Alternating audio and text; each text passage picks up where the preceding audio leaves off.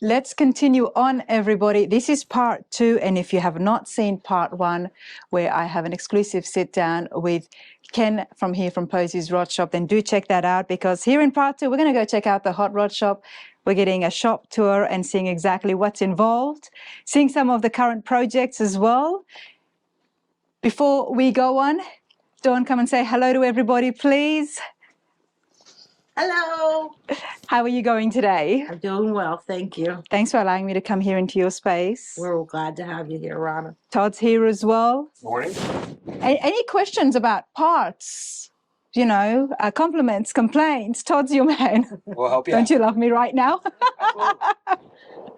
But this is awesome. It's a very well-known name, and it's made a great trademark in the industry, especially when it comes to the parts, and as well as, of course, those very custom builds. Dawn, tell me a little bit about yourself and some of the things that you love about your dad. Oh, Or tell me about yourself and hot rods. Obviously, there's a love there. I spent my childhood in the back of a 1930 panel delivery truck called the Posie truck, and a lot of rod runs, a lot of car shows, and a lot of fun times. You've got a favorite now? The Nashville Triple Crown. By far, that is the nicest car show I've ever attended. Wow. A lot of fun, and a lot of props to Gary and Bobby Alloway for putting that all together. It's pretty amazing. It's a great show. Now, what about your favorite car? A classic?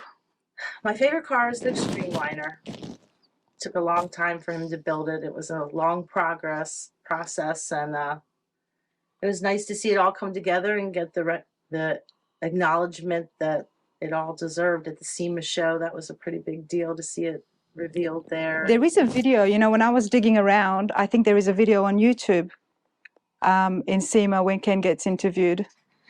So I believe you're right. Yep. yeah, do check it out. I mean, that's, you know, there's not much about Ken out there, and there should be. There's a lot more in print, and this is why I'm super excited about this hot rod shop, everybody, because we have to look at where things started and how things are the way they are today. And with Instagram and YouTube, we see builds, we see builders, and they do great work, but that all stems from somewhere. And Ken is a big part of that. So I'm excited about this. One thing that you love about your dad, I know there's a lot of things, but one thing that you just... You'll never meet anybody like him. He's the most unique person that walks this earth. Todd, come back in here now. Come on here, mate. How long have you been here? I started here January 95. I had a couple years off in the early 2000s doing other things, but yeah, it's a long time ago. It's a long time ago, and you never left. And can I just say something, that you have to be very special to be working with Ken. Yeah. You know why I say that? Keep up with them, yeah. Not only to keep up with him, because Ken is very picky. And by picky, he knows what he wants. I'm going to tell you guys 2 things. One thing you might have seen on my social media is Troy mentioned, you know, Adam Banks is one of the top fabricators in the country. Came to you first but you... We're Jesus, mentioning Troy, this again. let it alone. We're mentioning this again. Not only that, but I mean, that was, you regret that now, but then Jesse James also applied to come work for you, sir. Okay, and this is what I'm saying, like, Todd, you're pretty special, dude. We're here in the town of those gentlemen we're talking about, though. Yeah, but Todd does a tremendous job with all the parts department, the website, and managing everything here in the shop.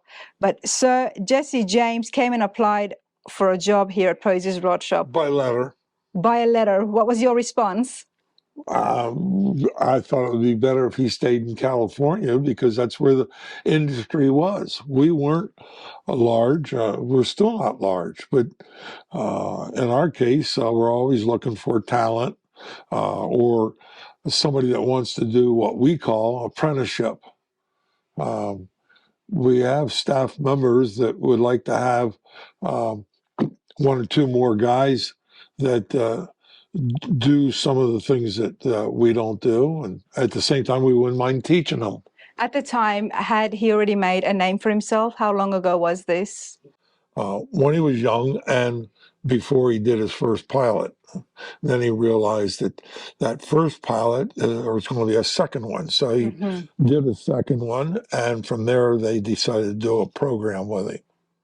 And I have friends like Daryl Starberg in Rod and Custom Hall of Fame that did a program with him. And Nice. he had a lot of stories. It was a very interesting show at the time when they were doing that.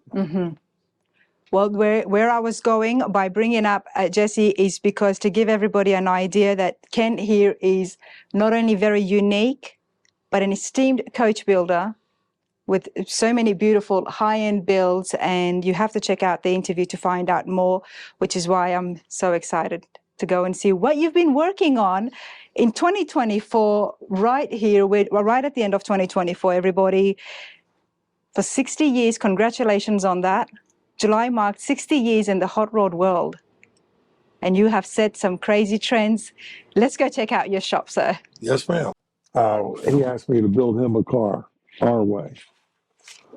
And I believe a lot of people would do that. When they come to you, they wouldn't give you ideas. They'd rather let you run with it. Well, that's what Vic wanted. He said, I'd like to have you build me a car the way you would do that. And he's west, I'm east. And I said, well, I got to find a Chevy.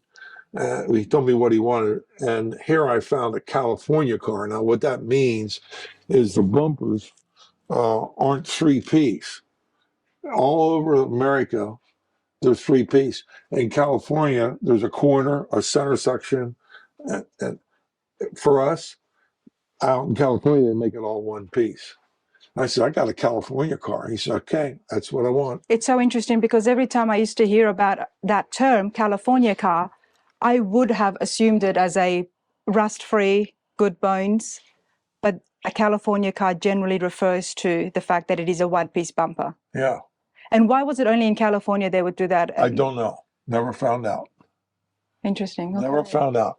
But this is the car I was telling you about. It's the first red and black one. This is the first. You know what a flat But tell me more about this one. This is the first what? Red and black hot rod, two-tone. It had never been done before? Before that. Before yourself. Well, that's why so many people know you as making statements, doing things that hadn't been done before. Well, that's what we like to tout, but there again, we don't get the media. This is the first time billet wheels were ever painted. Red in the front, black in the rear. So where do you get these? I mean, at the time, some people would have called it crazy ideas, stepping out of the box. Not knowing better. Not knowing better. Did you ever get any backlash? Backlash? Yes. No. Nope, they just accepted me. Within, I'm going to say 2.5 months, Boyd painted a set of wheels. First, and he's the one making them. So tell me about your relationship with Boyd and the influence that you two would have had. I was his house guest, and his kitty cat for the family was named Posie. Okay, that says a lot. One thing it does say is obviously you guys had a very close relationship and very good friends. And another thing is, why the cat? Did you remind him? No, I was just a house guest, and they kept on calling the cat over and calling Posies, and I realized... Because you were there so much? It's like, well, no, I only got to visit his home once, but we spent some time in his office. He's one of those kind of guys that you do better by not talking and just listening. I would have loved to have met him. This is the world's first, and I don't know of any since, computerized flat motor. Computerized flat motor. This is injected just like a late model, but it's an original 53 Merc flat motor. Like the flatheads? Yes. Yeah, flathead.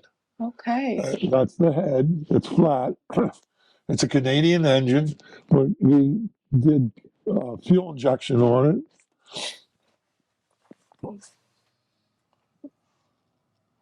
Late model distributor. All kinds of modifications that it's actually a team that pulled that off. But you thought of doing this, putting the fuel injection on the flathead? Yes. And why the flathead? Was it because it hadn't been done in a lot of the other Because Chevy I had motors? access to a Canadian 53 Merc, which is a big deal. I have a buddy by the name of Rich Lewis that did the distributor for me. This is a Chevy distributor and an old flat motor. These are this is a 409 aluminum Chevy water pump that we machined to fit the face of the block. And these are all injectors, and I made the manifold and throttle body. I don't remember what it came from. So much work, and this was to keep the original motor of the car. Well, in this case, this went into a 33 Ford, Okay. which is up here on the wall. And this is the only flat motor that ever had 4 pipes coming out of it, whereas normally only 3 header tubes. We put a divider in the block and actually have 4 individual header pipes. So between that, the 5-speed transmission, this isn't the car. This is an automatic. Anyways, we did all that stuff that was never done before. I think the water pump might have been done before, but there's an aluminum water pump. And Well, we've seen so many different engines on the channel and a lot of fuel injection, but I've never come across a flathead. that's the first Yeah, one. there you go. The flathead flyers in New Zealand now. This is in New Zealand. Oh, Now, there talk it to is. me about this. This is a photograph, obviously. This Or is this a us. painting? Here's the flathead flyer. This is Dawn. This is Bruce Larson, a friend of Dawn's. This is all staged, naturally, for the cover. Rod and Custom had, Diet Crow had lighting sent down from New York City for the photographer. And that's just a blow up of the magazine cover. This is Bruce Kaiser, and he's a gentleman that draws my work. In this case, when we did the magazine, Scotty Colleen did the magazine for this. We didn't have any artwork, and he said, "Oh, you got to have somebody draw the car so I can put it in the front side of the magazine." Anyways, Bruce did this as a 60th birthday for me as a gift. This is my father's flower shop. We're going to get to that. Well, I just want to let everybody at home know that this here is going to be the shop tour. So you're going to have a look at Posies Rod Shop and exactly what's going on. But there is another video where we will sit down and find out how Ken Finnicle came to be Posies, now more commonly known as Posies. And there's a clue right there. well, the original artwork has Finnicle's Ale Florist, and we thought for our showroom we ought to have Posies up there. But like I said, that was my father's flower shop, and these are my cars. And this is the first one. Everything is just amazing. But again, I want to come back here to the aeroliner. It stands out, at least for me. They're all beautiful builds. But let's have a chat about how that came to be. 36 Ford, I believe? Yes, ma'am. At one stage, it was. Yes. Far from it, but I mean, the way it has, you have to tell me how that build happened. Now, there is a better picture of it here, and I'm going to share some pictures on the screen so you guys can have a look. But tell me about that build. That's actually one of 2 reproduction fiberglass bodies. Okay. The firm never made them after that. I narrowed it 7 inches in width, so it's 7 inches narrower. And then a staff member, Bryce, and I lengthened the front end with aluminum, and that's all.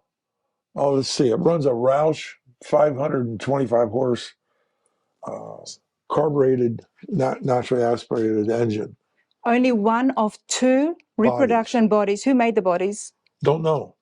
It came out of Rochester, Okay. over where Maynard Troyer, the guy that builds mud buses, in that area. Anyways, between that body and the doors. Now I changed the height of the body here, and I put the fenders on. A staff member by the name of Wendell, we got the fenders on, and this is a bronze hood ornament of a nude lady. It was actually a lady that her husband was a doctor down in Lancaster, Pennsylvania, and she posed for David Daniels, who was a sculptor. A real lady posed. Yes, he does 13 of everything, and there's none left. All 13 sold. This is David doing the sculpture, and this is where as the sculpture progressed. Wow. And whose idea was it to have an actual? Me. Well, he How does. did you think of that? This is what I mean. I'm trying to get inside this guy's mind, everybody. Well, here's more to the story. David is he's done all the bronze Mr. Hershey's in Hershey, Pennsylvania, Okay. in the major offices, and I knew of him because he's a hot rodder. So in this case, I wanted this particular sculpture. I wanted this length because the front of the car is long. Yes. So this sort of takes your eye away from the length and allows you to have a visual. But the object is to do things that other hot rodders aren't doing. And I like hood ornaments. So I said, David, I want long hair. He says, no, it's not going to work. Well, the next time we did a car, which is the Euroliner, I said, David, you can't see it. I want the head from this sculpture with long hair. And that's what he did. Too bad I didn't bring the original in. I have the original at home. So anyways, he gave me the long hair, but only when we did the head Oh, I see. for a hood ornament on this car. Yeah. Now, remind us again, I think, Dawn, you might be better to answer this. Where can people at home find some of these cars here to see it in person? This is North Jersey in a garage. This one? Yep, he doesn't use it. So that's it privately owned? Yep, this is San Diego. Actually the Bay Area, San Francisco. And he does take that to car shows. You'll see it out and about in photographs of like car meets or cars and coffees. Okay. Well, then somebody must have bought it because it was for sale a couple years ago. And he had 51 cars. He says, I have one too many. I got to sell it. And this is south of Miami or southern Florida. And that, I believe, is in Atlanta. Texas. Oh, the husband and wife have it. And I hear it's for sale. And all of these cars you built for yourself, and then it to was express sold. myself. Wow. All right. What else have you got here in the office? These are springs that we developed years ago for aftermarket use. We have the largest inventory of aftermarket springs for hot rod and custom car use. And it's not only a large amount of inventory, we make more custom springs than anybody in the world. Now, the super sliders, these, you made a statement even just with this part, and it changed things for the hot rod industry. We'll show you the button and You're done. individual part.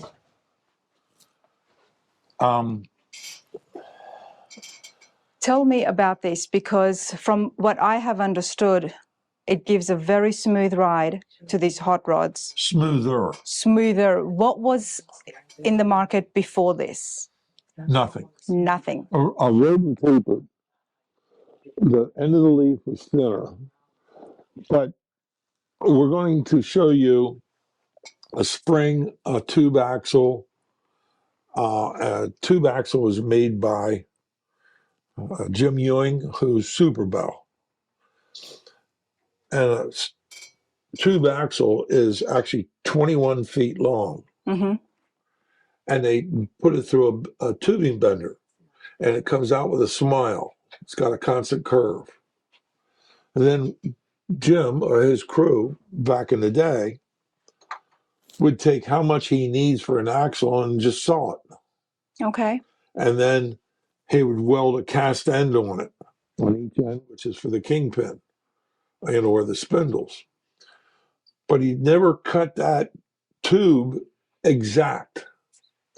So I had a meeting with Pete Chaporis and Jim Jacobs, who's Pete and Jake, Yep.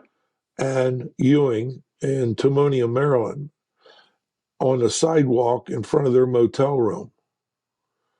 And this is York NSRA in the 1st of June of every year. Yep. Well, before that, we were putting up with, when I was making springs, putting up with problems of how the shackles would end up. So I said to Jim and Pete and Jim were talking to me that they're going to reinforce my effort. So I said to Jim Ewing, I said, if you were to cut that exact size that I tell you to cut it, and then cut all the axles after that size, I'll make a spring that fits that. And people like Pete and Jake, referring to the business, won't have the same problem that we all have because you're whacking them one at a time. Mm-hmm. So he agreed to that measurement. And then we went to the next step, and I said, well, we have fendered cars. We have fat fendered cars. And you're going to want to sell your axle to all those various vehicles. We're going to tell you what measurement to make each one of those axles for that use of that particular vehicle. So we ended up doing like 5 different axles, or Okay. telling them to do Wow. 5 different axles. And that's when all the turmoil went away. Yeah. And people like Pete and Jake who started buying my product, Total Performance up in Connecticut, various shops at that time would allow us to provide a spring to them, and we expanded from there. Todd came on board, and he decided that there's some other springs that we need to do for the public, and now we have more modified springs, like I said, than anybody else in the world. And now that is the industry standard Well, we for like the to hot think that. rods. Well, I think it is, Well, it is. from what but I have read as well. I try not to do this. Well, you have to do that because this is what this is about. We met briefly at the Triple Crown, thanks to Troy. He introduced us, and I had heard of the name. And then I started to do a little bit more research into yourself, and I said, you know, we need to find out more about Ken. And then I found out about the parts and products that you've made. And this is not the only one. You've made some other parts too. Well, rear suspension, bracketry, whatever. These are the ones that we take to shows and put on display. Talk to the customer about their needs. We're in the process of building a website that you can call 24 hours a day and place an order, but we still like talking to the customer because you don't want to ship this cross country and then turn around and ship it back because it's wrong. Yes. So we've come up with a theory that with our new website, you can place your order any time of the day you want, and we can call you back in the morning and verify what you're doing, everything's right. Where we can't do orders 24 hours a day, but you can enter an order. Exactly. And then we can discuss about, which eliminates that freight again, or referring to double freight. When it comes to these axles, we know that so many of the builders these days, they're making a lot of custom cars. And can these be made custom or custom made to order? They can, Have you thought but about it's that? very time consuming. Okay. And we have so many cutting sheets that we can go back to our previous cutting sheets and find what the customer might need. Yeah. But we don't promote that. Okay. Fortunately, we're able to help, But fortunately, we're able to also created part numbers for everything we make, meaning that's why we inventory it. So you can call and place an order for a 50 Merc rear springs, and we can send them out. Or you can call a 64 Chevy pickup, and we can provide that because they're on the shelf. We've already done it. You've already done it. And where did it all get manufactured? Was it here or? Yeah, we do between us and another partner that we're committed to, referring to our ideas and their skills. Todd can take us to another level of. Come on, Todd, don't be shy. Some of your in-depth questions. Well, yes. I always like to know where the parts get made.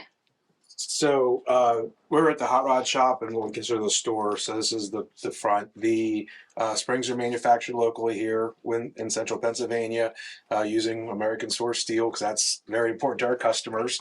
And there again, it's been a relationship that's over 45 years, probably going close to 50 years now with manufacturing the springs. We do our own design work and R&D on it as far as the specifications and how they perform.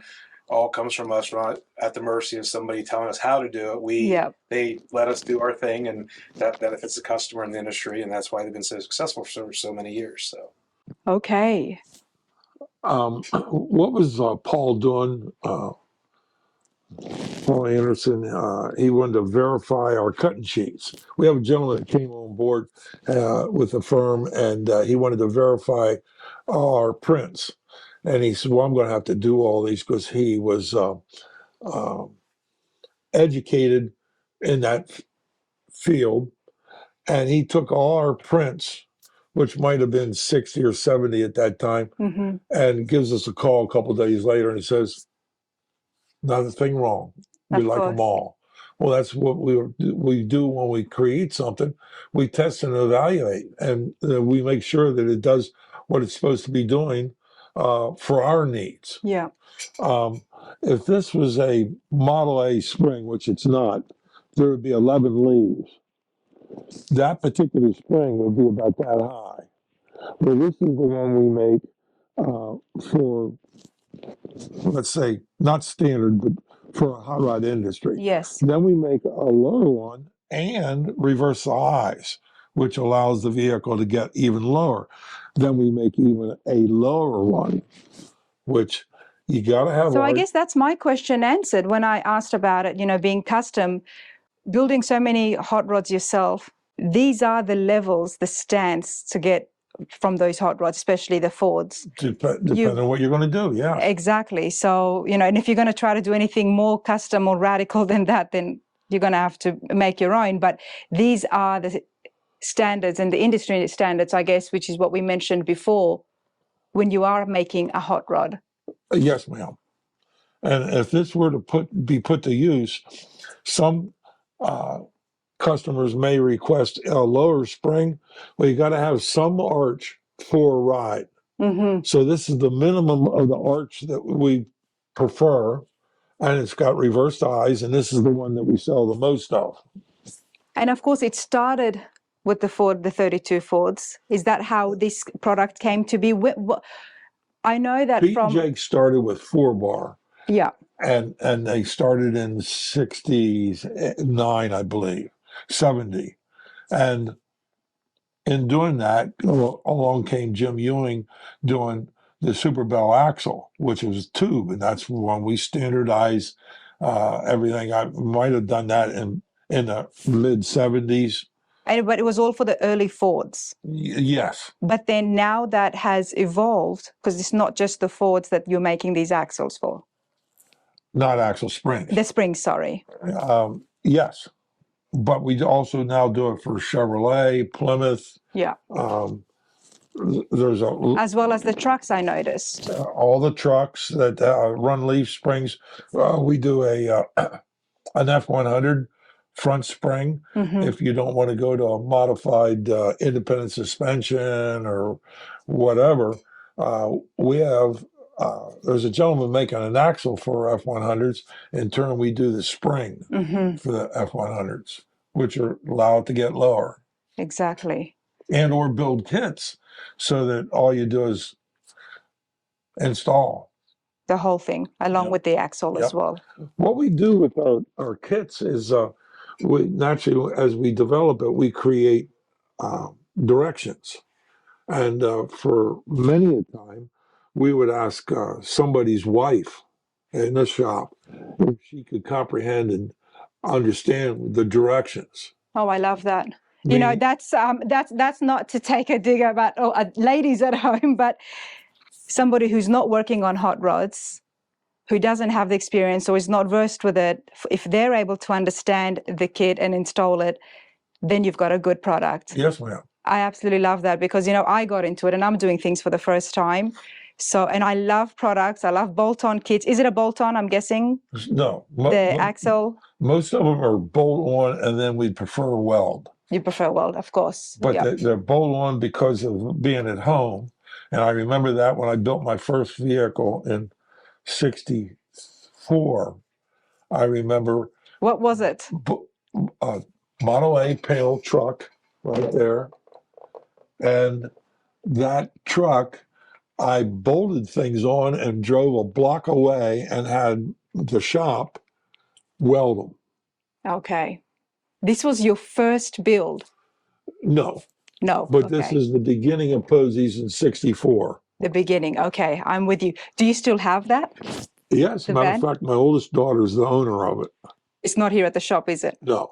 Okay. Thought I could be lucky. You never know. You got to ask. Yeah. Okay. Well, So Let's see, anyways, yeah. back to these things and creating our directions.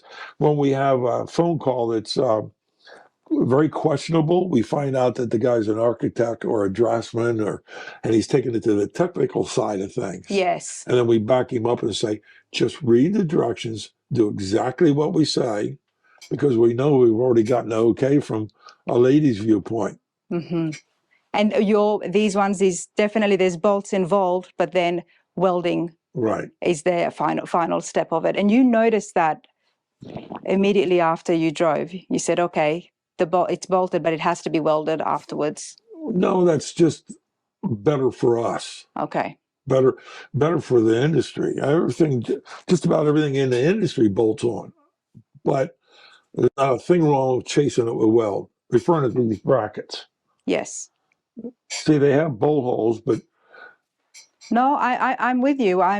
If you've been following the channel, I got the Detroit Speed C-notch kit for my Yes. frame for my truck, yes, ma'am. and that's a bolt-on, and it's a great product. I absolutely love it. But even though it's just a bolt-on kit, we went ahead and did some tack welding, and then we went ahead and welded it in just to have it be a little bit more structurally secure. Yes, ma'am. And I can see how this. So yeah, absolutely, I'm with you. I'm with you, sir. We do a Model A cross member, which a lot of the commercial businesses buy from us. And that's for the buggy spring that's in the rear of Model A's. We also, I have to ask you, a buggy spring, what's that? well, I'll show you. A buggy spring is like an old buggy, this right here, like the springs that they run in a, what would they be called? A Conestoga wagon. They didn't run springs like that. Higher spring. Yeah. It's a lot higher than. Yeah, well, this is the pumpkin in here. This is the clearance. The cross members up here, and this is where the shackles were. And then these are lower versions for other cars, like 34, which is a forward-facing spring, 35, 36, up to 48. This is what the originals were, and then Similar. Similar. This is our current spring for hot rod use. Okay. This buggy spring, Model A spring, fits that cross member. Or if you know what you're doing, you take that cross member, let's see, this spring. You take this spring and you can put it in a Model A or 32 or 35. and it makes the vehicles lower. But you have to allow for tire clearance, fenders, just on and on and on. Quick change use. Quick changes is what this is known for nowadays. A quick, a quick change rear tell axle. me. Well, it's a center section, and it's about this big, and you have an axle on each side. Well, the height of that center section needs clearance, so it wouldn't work with this. So if you have a quick change on a Model A or a 32, it's in here with the crossmember going up, Mm-hmm. but from here to here is where your ride's at.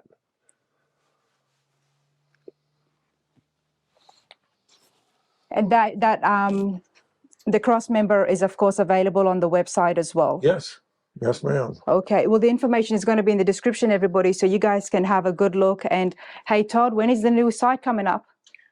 We're hoping The pressure's on now. sometime, in January, February. Okay, Yeah. nice. Start 2025 with a bang. Yes, try to. Love that. And then in turn, over the years, we make pieces that aren't on the market. So these are all shackles and bushings, and we try to provide everything for the customer. What have you done here that is different and makes it better than some of the others out there? They're really not different. They're just the function of it. We provide it. This one is different, but it's because of the design in it, which has nothing to do with anything. It's just what we decided to do. We'll let that go. We'll put it back on. So That's fine. the biggest thing is like these are the stock Chevy shackles that use metal bushings and pins. Yep. Where we've gone through the whole lines of and replacing them by doing our own shackles with rubber bushings. So it's a better ride, a lot less expensive, and a better quality product than all the bolt-on parts originally. So there again, we took an initial part and then just Made it better. made it better by actually going back to more basic things using the rubber bushings versus the steel, and that's what's needed for today's quality ride and Absolutely. and the vehicles we're building. But also because now the engines are so much more powerful as well. Yes. These bushings would be a lot more suited. Yeah, it had obviously you go rubber, urethane. There are different benefits there. We stick with rubber basically for a better ride quality. Better ride quality. Right, because when you're out riding around, you don't want that jarring ride all the time that your urethane or your metal bushings come with. So that was one of the directions we started doing with our own shackle kits versus using an OEM style or something that was already in the market. More to be more of a comfortable ride. Right. Okay. Most of these springs are all, like I said, are all created lower. Mm-hmm. So with this spring, whatever they do, you might have been down this way, and we build lower so the car can sit lower. So the car can sit lower. So it can be an actual full hot rod and make an entrance. Yep. All right.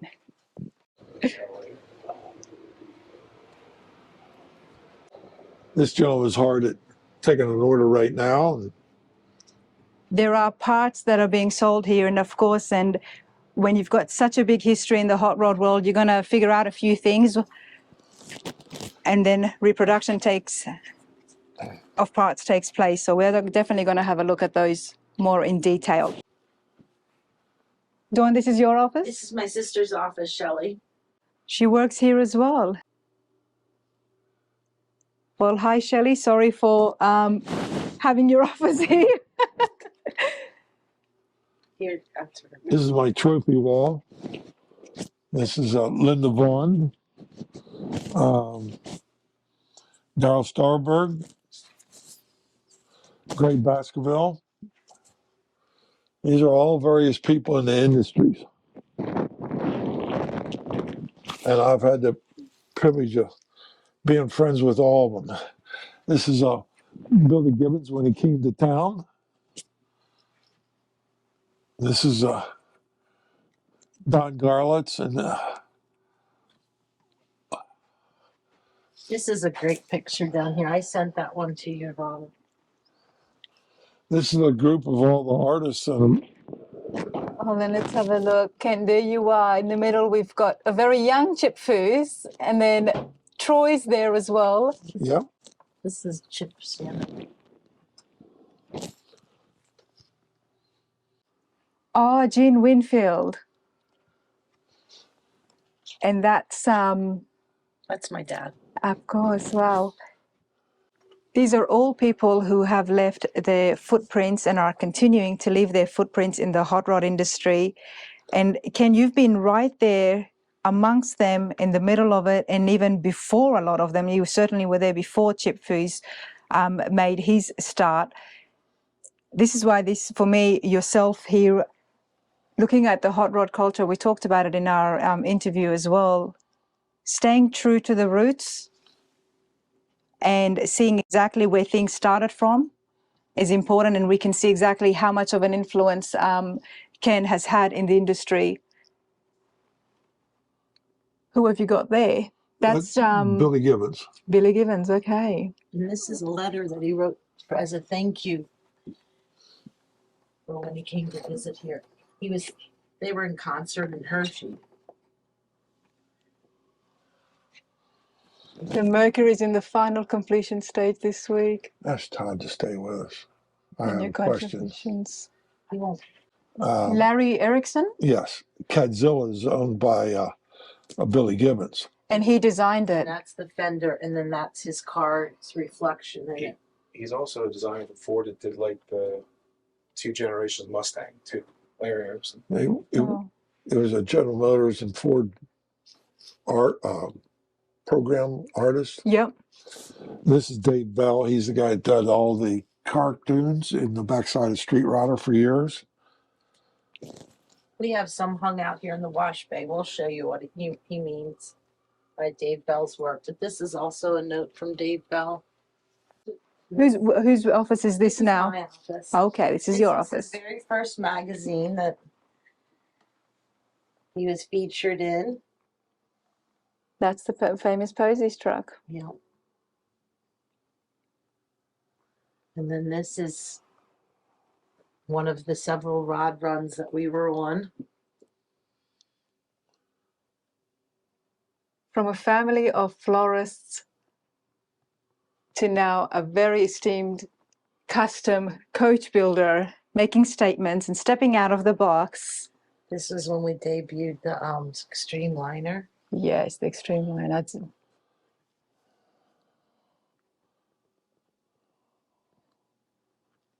And you've been right there along the way, every step, Dawn.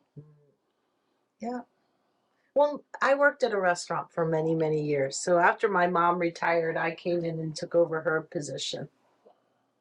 So I've been here on the outskirts of it, but probably 10 years. This photo here is the one that has the fennicle so flourish there. Did he explain to you that like this was his first motorcycle, his first car? That would be so cool to make that into a puzzle. Yeah. And they can So do that. anyways, the one you saw had Posies. This is the This is real the name. original one. Yeah. Brilliant. So we'll take you to this shop. But he put a lot of effort into designing these offices. This was originally my mother's, and this was originally his. But now I'm in this one, and my sister's in this one. Ken designed it all. I mean, I got to say, I've been admiring this since I walked in. This is candy cabinet glass turned on its side. Candy cabinets? Yeah. And and again, it comes down to just doing something very simple, turning it, and you've turned it into Well, I something wanted the office extraordinary. area to be private. Yes, I know, but just Yeah. even just the design here. Well, this is exhaust pipe. These are what we call pant legs. So I just brought the pant leg into play over there in that cabinet. And the pant leg is actually over here with the clock. Can you explain there about that buggy that Logan is in, that you built a car after that? I have a 32 Roadster that I emulated. Where's Logan's? Oh, here it is. Straight up, there's a big picture. This buggy has multiple bows in it. Okay. Well, a Is 32 that a Roadster. stroller? Ma'am? Is that a stroller? Yes. Yeah. This is That's my grandson. Anyways, I sold it to a buddy who uses it for decorating.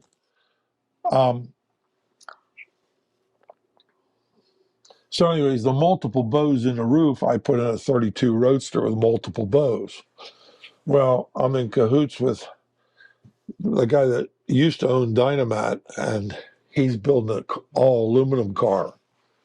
And his roof has multiple bows, which makes a canvas roof an individual.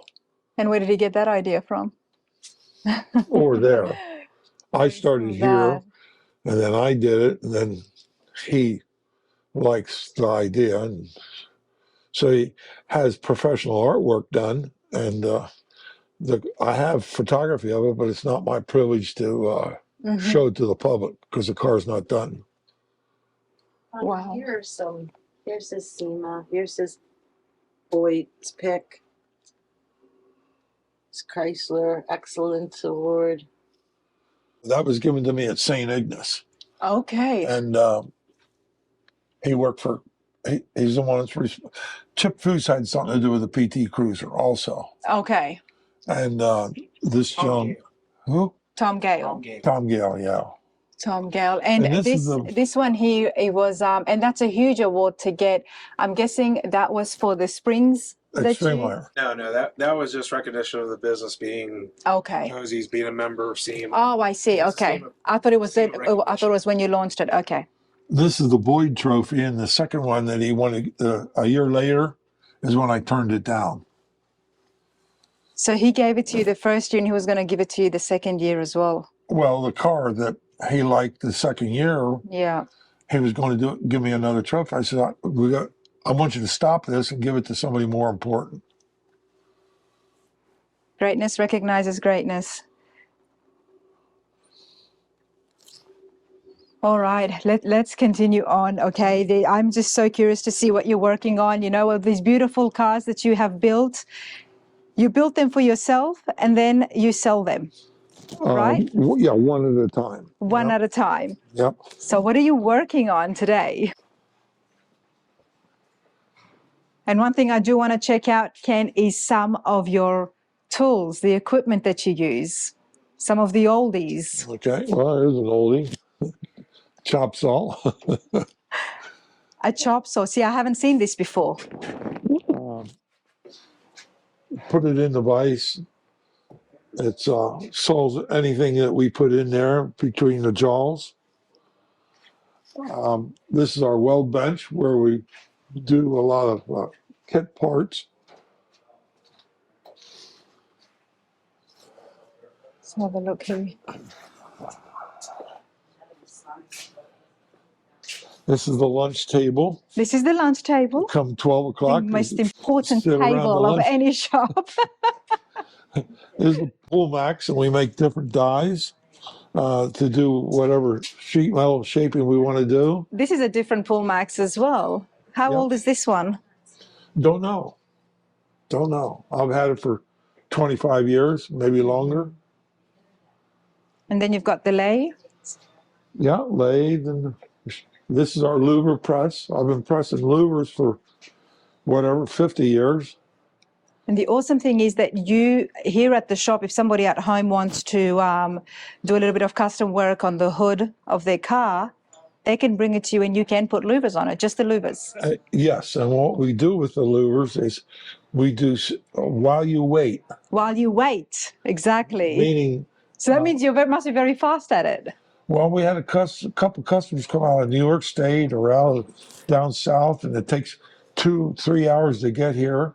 Well, if they make plans with us and let us know, we'll louver while they're in town so that they don't have to come back for a second trip. Meaning, like Texas, they ship theirs in. Yes. Same way with Florida, whatever. But recently, we just did a hood, which I'll show you. That's where's the black bird hood at? Don't be shy. Sorry. Where's the black bird hood at? It's gone. He already picked it up. Oh, Well, this is fascinating that you can punch in louvers while someone is waiting. I've had a chance to do louvers before, so I know that it's Time heavy. consuming? It's time consuming, and then making sure as well that you get it in line and that you follow that pattern. So do you do all the louvers? I used to. I built the louver press. You built it, okay. So someone else does it. Well, who does it now? Bryce, 36-year guy with us. But yeah, if they come to town the night before, or if they come up to an appointment at a certain time, we have all at one time so they don't have double trips. That's pretty cool. So before we take you that way, we'll show you the shop. Okay, so that's the shop, and then that is assembly, I'm guessing, or? Well, that's also our in and out bay. There's a lift there. And then our spring department's on the other side of that. This is an old Z that's very loyal customer of ours. So your brother-in-law works here as well. Yes. What does he do? He's our mechanic. Okay. He is more engine and brake lines and anything mechanical. So we have 2 lifts. This is one, and then there's one that other vehicle was on. This is our springs department back here. Okay. Okay, so here is the parts department where shipping happens from. And if I turn around here, there you are, Todd. All right. Talk to me now. So what we do here is this is our main shipping area where we pre-package our parts for resale with our other customers and our other vendors. Here we have a couple parts that we'll be shipping out later today. As far as an axle assembly with spring, some truck springs.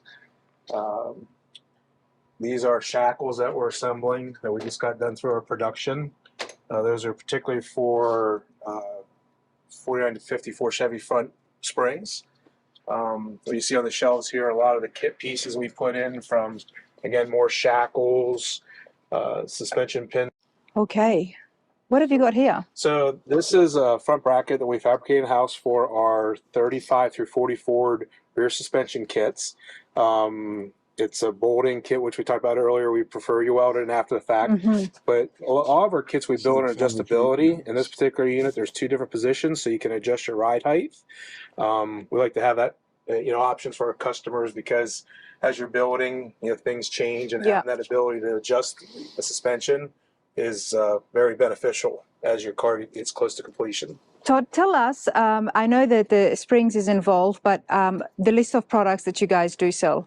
So apart from the Super Slide Spring line and our associated products, we're resellers for Vintage Air, Willwood brakes, low car controls. The list goes on. Dynamic control products, anything you need to purchase. I did steering columns, Borgeson. You're a major distributor. Yes, and have been for many, many years. So okay. In our catalog, we list those products alongside our suspension products because at the end of the day, we're selling suspension. We also want to provide a one-stop shop for brakes and the other hardware so the home builder can complete their project. And that one-stop shop makes it nice. It's a lot less stressful instead of trying to go through 8 different vendors and trying to get all the parts to fit. As we know, we're putting Ford engines or Chevy engines in Fords and mismatch of parts. We like to make sure our customers have a unified product once they're done. Love that. And this is why I like doing the shop tours, and especially if you are selling the parts and products, so people at home can put a face behind the voices, I guess. So when they do give you a call, if they have got questions, then at least they can just, like you said, it'll be a one-stop. Right. Grab a few more things along with what they originally came for. And likewise, we always say we're better hobbyists than businessmen because, we're here all day in our building and we talk to people all over the country, all over the world, and we sell our products. It's nice to go to the shows and meet them and see what they're building, hear how much they enjoy the product and enjoy what we can do here. So it's really nice that we can do that apart from, having faces and seeing who we're actually talking to. Absolutely. One of the other things I do want to mention is I touched on it that Ken, who's still here behind us, standing right here, Ken has made such a presence in the hot rod industry with a lot of things very early on at a time where social media wasn't so prevalent. Yes, ma'am. But nowadays, you see a lot more builders making parts, and we've seen them. It's on the channel as well, and they're doing a phenomenal job. And it's amazing that they're there. But so many years ago, this is where it all started. When did you develop your first part? That would be the era of Timonium, which was before York. I'm going to say that would be mid to late 70s. Mid to late 70s. And as a builder at the time, you recognized there was a gap, there was a need in the industry. And at the time, not many other builders were doing that, getting into Agreed. parts. Agreed. So let's turn around here and I'll show you what's on the table that follows along with what you're talking about. This is a Super Bell axle. It's now Pete and Jake's axle. This is a Super Slide spring. And the discussion that I had with Pete Chaporis and Jim Jacobs and Jim Ewing, Jim would take this tube, which is thick, and it was 21 foot long. He'd just cut it, weld ends on it, and the kingpin would move back and forth in his measurements. Therefore, this changed, which is a spring perch. Yeah. And as that changed, it was hard to make a spring fit. So you always had to modify the main leaf, do whatever. And it was still metal at the time, of course. They're all metal. Okay. But what I'm saying is that you had to go to a furnace and get this re-rolled. You can't weld spring steel. I came up with this because original leaves were 11. Nobody knew what to do. So we took this to our use, hot rodders, and he started making the axle the length that we told him to make it. This is the measurement, kingpin, because that's where the fender was. And we wanted to fit the tire in the fender. But we, at the same time, when we sent our customer a spring, we wanted all that stuff to match. And if he were to cut this tube at a different length that he was doing, well, this is different. Well, we couldn't consist. So my first 30 springs, Pete and Jake and Ewing, we all got together and finalized it. Now I make a spring for whatever measurement this may be, which is various.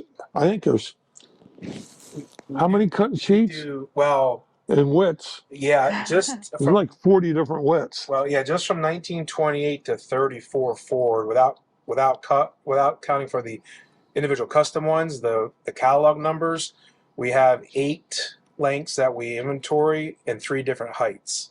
So just on the shelf, there's 24 base combinations for 1928 to 34 Fords. And somewhere in there, we have something that fits 99%. Which is why I said it has become the industry standard, because you've covered it. For anybody who's out there playing around with those early Fords, this is the go-to. We stopped the agony and created, Yeah. and that's the reason why I say we have more part numbers and more custom springs than anybody in the world. Mm-hmm. Same thing with the rear springs for those cars. From Model A to the 48 Ford, we have, probably 14 or 15 different versions, Yeah. different heights, where Ford only had 2 or 3. So we're filling the gaps because of all the different combinations of the components that people are using to build these cars, for the last 40, 50 years. And again, such a big, massive contribution to the hot rod industry. And so early on. This is our catalog, and we have this for the customer, and then we also have one for the dealers. Now, this is all going to be digitized, if that even is a word.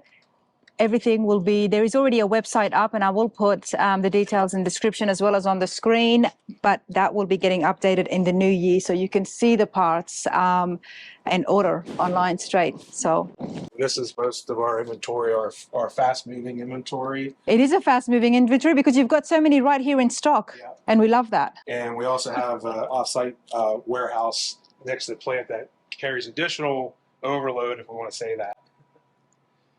No waiting. And earlier, Todd, I was going to ask you, what is one of the benefits of ordering through you guys is, I guess, stock. There's no wait. Well, we do have, unfortunately, back-ordered situations, but we try to keep as much on inventory as possible so we can keep everything flowing. Nice. And you ship all over the States, I'm guessing? Yep, all over the states and probably 14 to 15 foreign countries, from Europe to Australia. Australia is always a big country for our products. New Zealand, Yeah. all over Europe, South Africa. We sent even to Russia and a couple other countries. So yeah. Okay. We want to mention that Dawn pointed out is Super Slide came from the bell axle being called Super Bell. Super Bell. So we named ours Spring, since we all worked together back in the day, Super Slide. Super Slide. But Super Bell was bought by Pete and Jake. And they Okay. But it was originally called the Super Bell axle. And that's what makes it the Super Slide. They're in between all the spring leaves. That's what you've got. That's what I was looking at. Yeah. If you were to lose them or if they were wore out, which very seldom they do, we replace them at no charge. No matter for how long. Right. Lifetime warranty. Matter of fact, we ran into a customer who had 120,000 miles on his spring and he was rebuilding his car. We gave him a new set of springs. Inserts, buttons. The inserts. The significant part here, everybody, and I do want to emphasize it, that without this innovation right here, what you guys did, if people were still messing around, well, they would have still been. These cars, these hot rods, they might have all just been trailer queens, because now you've got them to be able to drive just as smooth as the paint on the outside. Some people still have cars, most of the guys still have cars with leaves with nothing, just the leaves themselves. Okay. And it's acceptable. But in our case, But if they start upgrading and modifying that engine and hot rodding it extreme and meeting up with today's, this is the next level. Exactly. You need to. And this is just one of the components that make our springs. Now, we don't make that. Yep. That's 49 Ford technology. All we did is took that technology and put it to use in our industry. But you're very right about the trailer thing. He has built all his cars to drive. Yep. So that was something through the years that he's always talked about. Be driven. Built to be driven. And that's why that was so important, because you like cars to be drivers and you needed to drive well in order to keep people behind the wheels. Because what's the point of having a classic if you can't drive it? He ran a driven dirty tour from here to, Las Vegas. but it was called the Driven Dirty Tour because What was involved in the driven dirty tour, Ken? Driving your car, go from restaurant to restaurant, Very true. motel to motel. Yep. 4 or 5 days later, you arrive Las Dirty, Vegas. all dirty, you arrive, but you've had a lot of fun and created memories. Yep. And that's what it was all about. We did it for 10 years. Wow. And then my friend Scott Whitaker, he did it for a couple of years with a couple guys, but we couldn't get it to grow. We couldn't get it to take off. Scott Whitaker's the previous owner of Dynamat. Yep. I do want to just point out, back here on the right on the wall is the mock-up for the Extreme Liner hood. I'll show that to you. No problem. How were you able to blow that up? In this case, I had artwork done. Okay. And when you rent a camera for a conference to show on a big screen, I rented a camera, and to get my scale, if I have, in this case, a 16-inch wheel, you make the wheel 16 inches and the rest of the car is scaled. That's a good tip. You start with just one thing and... Well, the wheels, True. it's not going to change. Yep. So by the camera, me measuring that, and there's another one of those panels over here of the whole car, and then I go from there, and I'll show you one in use. Let's go.